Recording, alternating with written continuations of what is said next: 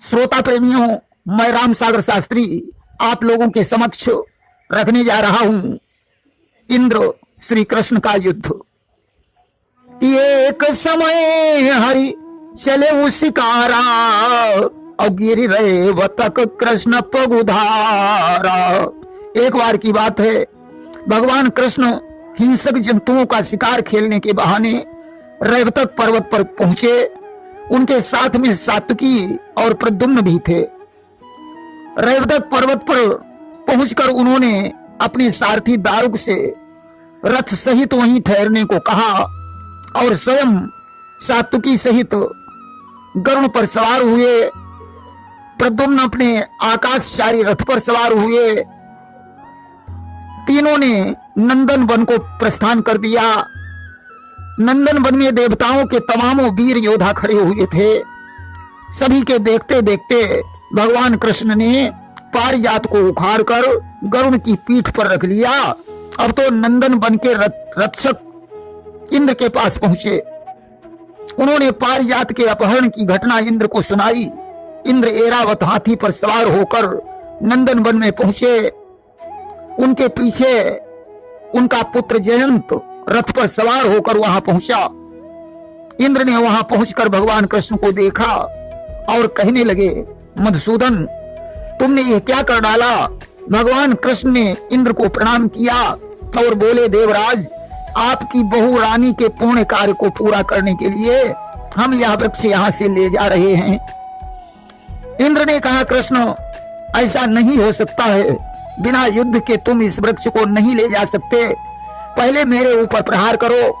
भगवान ने अपने तीखे तीरों से ऐरावत हाथी को बींध दिया। इंद्र ने भी अपने दिव्य बाणों से गरुड़ को घायल कर दिया।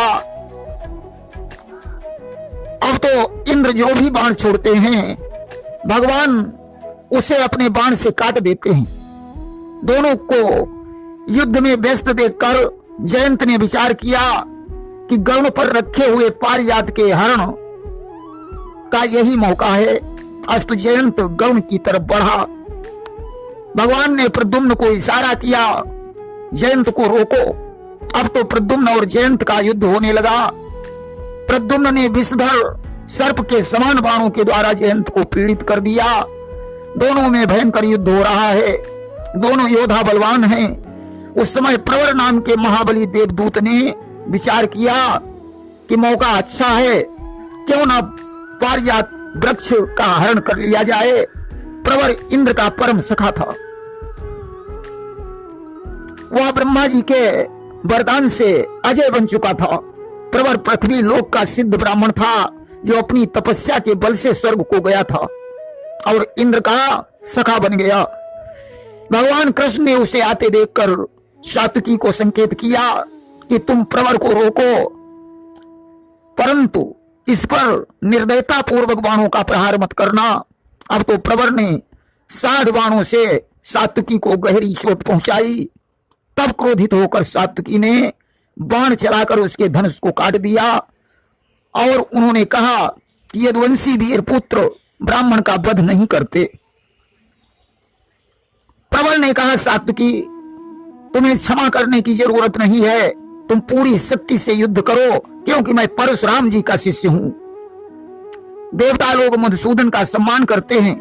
मैं इंद्र के सौहार्द का ऋण चुकाने के लिए आया हूं। अस्तु दोनों में भयंकर युद्ध होने लगा।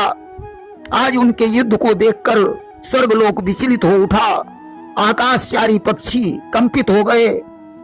उधर जयंत माया विशारद प्रद्युम्न के साथ पराक्रम दिखा रहा है। दोनों बाणों पर बाण चलाए जा रहे हैं। जयंत ने प्रद्युम्न को ललकार कर दिव्यास्त्रों का संधान किया। प्रद्युम्न ने उन्हें बीच में ही रोक दिया। अब उसने दीप्तिमान दिव्यास्त्र चलाया जो प्रद्युम्न के रथ पर जाकर गिरा और उनका रथ जलकर भस्म हो गया। प्रद्युम्न ने रथ को छोड़ दिया और आकाश में धनुष लेकर खड़े हो गए। उन्होंने कहा, जयंत, तुम्हारे सैकड़ों दिव्यास्त्र मुझे मार नहीं सकते हैं। मैंने तुम्हारे बल को देख लिया है। तुम इस पारिजात को देख तो सकते हो, परंतु छू नहीं सकते। तुमने मेरे मायामय रथ को जला दिया। मैं ऐसे हजारों रथ माया से बना सकता हूं। जयंत ने अब तप से पुष्ट किए हुए महान अस्त्र का संधान किया। प्रद्युम्न ने अपने बाण समूहों से उसे रोक दिया। तब जयंत ने 4 दिव्यास्त्र चलाए जिन्होंने प्रद्युम्न को चारों दिशाओं से घेर लिया। अब उसने 5वां बाण छोड़ा जिसने आकाश में जाने के मार्ग को रोक दिया। प्रद्युम्न ने उन सभी बाणों का खंडन कर दिया और अपने बाणों से जयंत को घायल कर दिया। उधर वीर सात्विकी ने प्रवर के धनुष को काट दिया। उसने दूसरा विशाल धनुष हाथ में ले लिया जिसे इंद्र ने दिया था। उस धनुष से नाना प्रकार के बाणों का संधान किया, परंतु उसका यह धनुष भी कट गया और वह घायल हो गया। अब प्रवर ने तीसरा धनुष लिया और उसने 8 धार वाले बाण सात्विकी के धनुष के 8 धार वाले बाण से सात्विकी के धनुष के 2 टुकड़े कर दिए और 3 बाणों से उसे घायल कर दिया। सात्विकी दूसरा धनुष लेना चाहते थे। प्रवर ने गदा फेंककर उन पर प्रहार कर दिया। तब सात्विकी ने ढाल तलवार उठाई। वे गदा से आहत हो चुके थे। प्रवर ने सैकड़ों बाण छोड़े। उस समय प्रद्युम्न ने उन्हें एक खड्ग दिया। प्रवर ने भाला चलाकर उस खड्ग को काट दिया और पैने बाण से उनकी ढाल को नष्ट कर दिया। प्रवर ने शक्ति के द्वारा उनकी छाती पर आघात किया। उन्हें व्याकुल जानकर वह पारिजात हड़पने की इच्छा करने लगा और गरुण के पास पहुंच गया। गरुण ने अपने पंखों के वेग से प्रवर को फेंक दिया। वह रथ सहित 2 कोस की दूरी पर जाकर गिरा और मूर्छित हो गया। जयंत दौड़कर वहां पहुंचा। उसने प्रवर को सांत्वना दी। प्रवर रथ पर सवार हुआ। सात्विकी भी बार बार मूर्छित हुए। उस समय प्रद्युम्न ने चाचा सात्विकी को सांत्वना प्रदान की।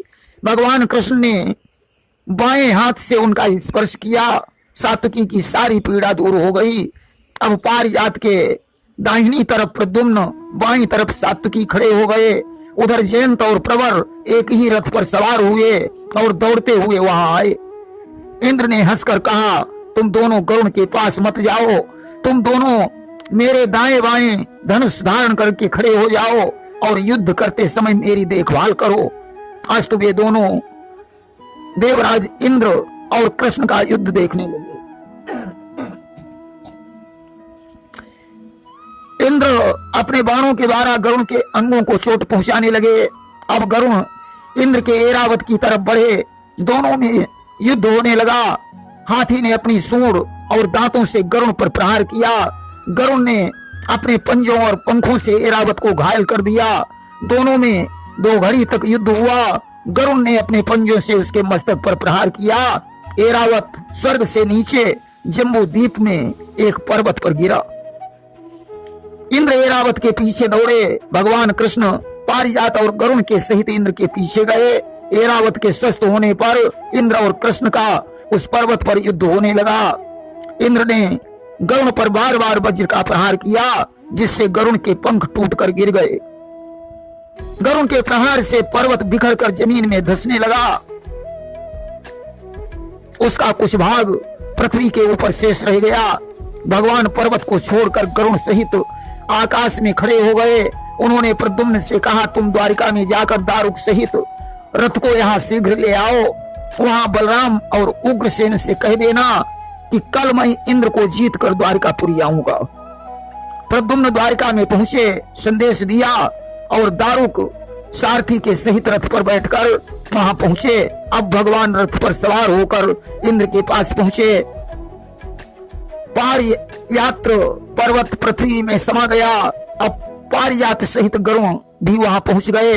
प्रद्युम्न और सात्विकी गरुण पर बैठे हुए थे। सूर्य अस्त हो गए परंतु युद्ध बंद नहीं हुआ। भगवान ने कहा, इंद्र तुम्हारा हाथी आहत है, रात भी हो गई है, अतः कल सवेरे अगर इच्छा हो तो युद्ध कर लेना। इंद्र ने कहा, ठीक है। पुष्कर के निकट इंद्र ठहर गए।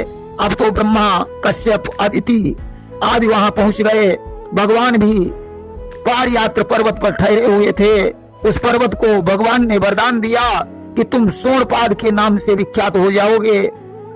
और भगवान ने वहां गंगा जी का आवाहन किया कि तब ही कृष्ण गंगा अहंकारी अप्रगट भई गंगा सुखकारी। गंगा वहां प्रकट हो गई। भगवान ने गंगा जल और बेल फल से उसी पर्वत पर भगवान रुद्र का आवाहन किया कि कर्पूर गौरम करुणावतारम संसार सारम भुजगेंद्रहारम सदा वसंतम हृदयारविंदे भवम भवानी सहितम नमामि। आज पार्वती के सहित भगवान शंकर गंगा जल तथा बेल के ऊपर खड़े हो गए। भगवान ने पारिजात के फूलों के द्वारा उनका पूजन किया, शिव की स्तुति की। शिव ने अपना दाहिना हाथ फैलाकर भगवान नारायण से कहा, हे सुरश्रेष्ठ, तुम पारिजात को अवश्य ले जाओगे। कि प्रमुदित शंभु दीन वरदाना कि सब प्रकार हुई है कल्याणा। तुमने जो मेरी यहाँ स्थापना की है तो मैं यहाँ बिलबोध केसर के नाम से प्रसिद्ध हो जाऊंगा। अब महादेव के जाने के बाद कृष्ण ने पर्वत से कहा, तुम्हारे नीचे बड़े बड़े असुर निवास करते हैं, वे अब बाहर नहीं निकल पाएंगे। अब भगवान ने जाकर युद्ध के लिए इंद्र को ललकारा। युद्ध पुनः प्रारंभ हो गया। अब भगवान ने इंद्र के सैनिकों का संहार करना प्रारंभ कर दिया। इंद्र ने एक एक अश्व के 10-10 तीखे बाण मारे। भगवान के चारों घोड़े घायल हो गए। भगवान भी ऐरावत हाथी को घायल कर दिए। बाणों से अग्नि की ज्वाला प्रकट होने लगी। सैकड़ों तारे टूटकर पृथ्वी पर गिर पड़े। ब्रह्मा ने कश्यप से कहा कि तब ब्रह्मा कश्यप ही पुकारा बंद करा बहु युद्ध करारा। ब्रह्मा ने कश्यप से कहा, तुम अदिति के साथ जाओ और दोनों को शांत कर दो। कश्यप रथ पर बैठकर वहां पहुंचे। उन्हें देखकर दोनों ने हथियार डालकर उन्हें प्रणाम किया। अदिति ने दोनों से कहा, जो एक माता की कोख से पैदा हुए हो तो माता की आज्ञा का पालन करो और यह युद्ध बंद कर दो। इंद्र ने भगवान कृष्ण से कहा, प्रभु मैं ज्येष्ठ हूं और आप श्रेष्ठ हैं। दोनों का मिलन हुआ जिससे वह स्थान प्रिय संगमन नाम से प्रसिद्ध हो गया। कश्यप, अदिति, इंद्र और कृष्ण विमान पर बैठकर स्वर्ग में पहुंचे। इंद्र भवन में स्वागत सत्कार हुआ। रात बीतने के पश्चात प्रातः काल अदिति ने कहा, जाओ कृष्ण पारिजात को लेकर द्वारिका को प्रस्थान करो। भगवान कृष्ण सभी को प्रणाम करके द्वारिका को जाने के लिए तत्पर हुए। सची ने उनकी 16,000 पत्नियों के लिए दिव्य रत्न प्रदान किए। कृष्ण रेवतक पर्वत पर पहुंचे और सूचना देने के लिए सात्विकी को द्वारिका भेजा। उसने पारिजात लाने की सूचना दी। इसके बाद प्रद्युम्न ने गरुण सहित द्वारिका में प्रवेश किया। वृक्ष को देखकर सभी को बड़ी प्रसन्नता हुई। उस वृक्ष के दर्शन से वृद्धों की वृद्धावस्था नष्ट हो गई, रोगी निरोग हो गए। अब दारुक सहित कृष्ण भी वहां पहुंचे। सत्यभामा ने कृष्ण का पूजन किया, पारिजात वृक्ष को ले लिया। वह भगवान ने उस वृक्ष को सत्यभामा के आंगन में लगा दिया। वह भगवान की इच्छा से छोटा बड़ा हो जाता था। कभी वो सारी द्वारिका को ढक लेता था। आज दान हेतु नारद का स्मरण किया गया। नारद का भगवान ने विधिवत पूजन किया। सत्यभामा ने कृष्ण को पारिजात की माला पहनाई। 1 वर्ष के बाद भगवान कृष्ण ने पारिजात को पुनः स्वर्गलोक में भेज दिया। प्रेम से बोलिए वृंदावन बिहारी लाल की जय।